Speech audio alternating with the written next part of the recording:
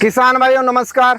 मैं आज खड़ा हूँ चंदन के पेड़ के पास। चंदन का नाम हर किसी ने सुना है, यानी कि इसकी खुशबू इतनी होती है, इसके फायदे इतने होते हैं और या उन फायदों को देखते हुए किसी को बच्चा अपना ज्यादा प्यारा होता है तो बच्चे का भी नाम चंदन रख देते हैं। और यहाँ तक के फिल्मों के अंदर भी वो एक होता है गायक, वो कहता है मैं चंदन हूँ, मैं चंदन हूँ, पर वो चंदन नहीं था, चंदन ये है, चंदन ये है। ये देखिए आपके सामने खड़ा है चंदन का पेड़। अब मैं कहना चाहूंगा कि चंदन की खेती अभी तक हम यही सोचते कि तो जंगलों में होता है चंदन, और जंगलों के अंदर चंदन के पास, चंदन के ऊपर पेड़ पे ना सांप लिपटे रहते हैं। ये सब झूठी बातें थी। जिस तरह कह देते हैं रानी, रात की रानी के पास सांप आते हैं। हमारे घर के सामने रात की रानी खड़ी है, आज तक वहां सांप नहीं मिला, घर के अंदर तक सांप पहुंच गया। इसी तरह से चंदन के ऊपर कभी सांप नहीं लिपटा होता। चंदन की कीमत बहुत अच्छी होती है। जो सोचते थे भाई पहाड़ों में होता है, अब मैदानी एरिया में भी चंदन होने लग गया, क्योंकि इसकी खासियत का हमें पता लग गया भी चंदन कैसे होता है। पहले हम क्या करते थे, चंदन का पेड़ लगाया, उसके आसपास कोई घास फूस नहीं होने देते थे, सफाई रखते थे।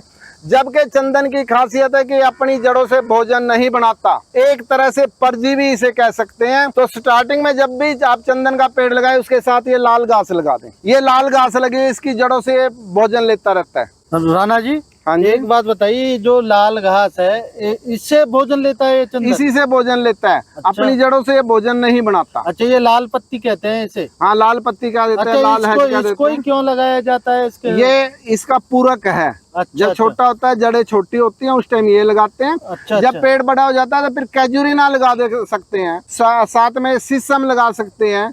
उनके पेड़ों, उनकी जड़ों से भी ये भोजन अच्छी तरह ले लेता है। तो इस तरह से कोई ना कोई पेड़ जो इसको सहायक हो भोजन देने में, वो लगाना पड़ता है। तो ज्यादातर कैजुरीना लगाते हैं क्योंकि उसकी छाया नहीं होती इतनी और जड़ें बहुत फैलती हैं उसकी। अच्छा, हाँ जी राणा जी, ये चंदन वो ही है कि जो महात्मा मंदिरों में घिस के माथे पे लगाते हैं, जो शीतलता के लिए? बिल्कुल बिल्कुल बिल्कुल, सबसे ज्यादा ठंडक देता है। भगवान को भी चंदन लगाते हैं, जितने भी भक्त जन हैं वो भी अपने माथे पे चंदन लगाते हैं। गर्मियों में चंदन जरूर लगाना चाहिए। हमारे सिर का किसी को दर्द रहता है तो हर रोज चंदन का ऐसे पूरे माथे पे लेप कर लो, सिर का दर्द तक भी ठीक कर देगा, सिर की गर्मी निकाल देगा।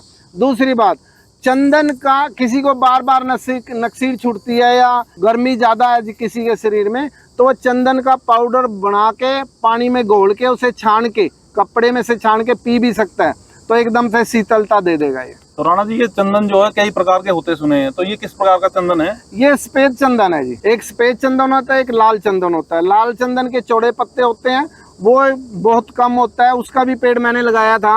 तो सर्दियों में ये रहा इधर, सर्दियों में सूख गया था। मैंने सोचा भाई ये तो लाल चंदन तो मर गया। अब जैसी 2-4 बारिश हुई, ये फुटाव ले गया। ये लाल चंदन है। लाल चंदन की बढ़वार कम होती है, कीमत बहुत ज्यादा होती है क्योंकि कम मिलता है। सफेद चंदन अच्छा फैलता है, अच्छा जल्दी पेड़ तैयार हो जाता है। ये लाल चंदन वही है जिसमें पुष्पा फिल्म, जो जिसमें लाल चंदन का जो उसमें वर्णन किया गया है, पुष्पा फिल्म जो आई थी साउथ की? हाँ बिल्कुल बिल्कुल, वही लाल चंदन है। तो किसानों के लिए कितनी इनकम का सोर्स है जी ये? किसानों के लिए तो बहुत बड़ी इनकम का सोर्स है।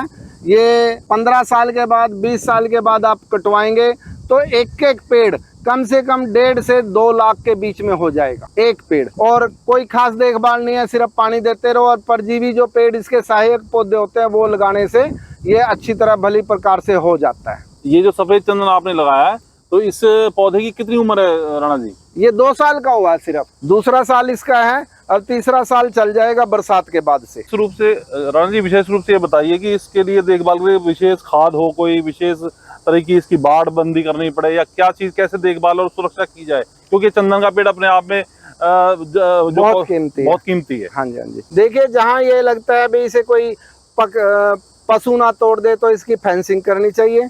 और सहायक पौधे जो स्टार्टिंग में लाल हैज लगानी है, बाद में कैजुरिया लगाना, शीशम लगाना, वो लगाते जाओ तो अपने आप होता जाएगा। पानी नहीं खड़ा होना चाहिए ज्यादा, बस यही फायदा है। राणा जी, मैं एक चीज पूछना चाहता हूँ कि जैसे चंदन के बारे में मशहूर है कि दूर तक इसकी स्मेल आ जाती है, दूर तक वो खुशबूदार होता है, दूर तक महक जाती है, क्या ऐसा सत्य है? नहीं, इसकी लक्कड़ को जो घिसेंगे या लक्कड़ को सूंघेंगे ना, सूखने के बाद लक्कड़ को सूंघेंगे तो उसमें से स्मेल आएगी। पौधे को सूंघ लो, इसके पत्ते सूंघ लो, कोई स्मेल नहीं है। ये सब झूठी बातें हैं। लगता है हमें भाई चंदन में तो बहुत खुशबू होती होगी, जब इसकी लक्कड़ में इतनी खुशबू है। चंदन के पेड़ में कोई खुशबू नहीं होती, इसकी लक्कड़ में खुशबू होती है। और सांप वाला मिथक जो है जी, बिल्कुल झूठा है। कोई सांप नहीं आते इस पे। अगर पेड़ के आसपास ज्यादा कबाड़ कर दिया, सफाई नहीं की तो सांप आ सकता है। वैसे पेड़ पे कोई ठंडक लेने के लिए सांप नहीं आता, ये सब झूठी मनगढ़ंत बातें हैं। अच्छा राणा जी, एक चीज बताइए, कितनी दूरी पे किसान लगाए और इससे कितनी, एक पौधे से कितनी इनकम किसान को हो सकती है? ये 15 बाय 15 पे किसान लगा सकता है, बीच में इंटरक्रॉप के तौर पे कर सकता है। और 4 पेड़ों के बीच में एक कैजुरीना लगा दो बड़ा होने के बाद। छोटा है जब तक, ये लाल घास लगाना बहुत जरूरी है। तो एक पौधा लगभग कितनी इनकम दे देता है? ये 15 से 18 साल के बाद कट जाता है और कम से कम 2 से 2.5 लाख तक का एक पेड़ हो जाता है। बहुत बढ़िया, बहुत बढ़िया, बहुत बढ़िया।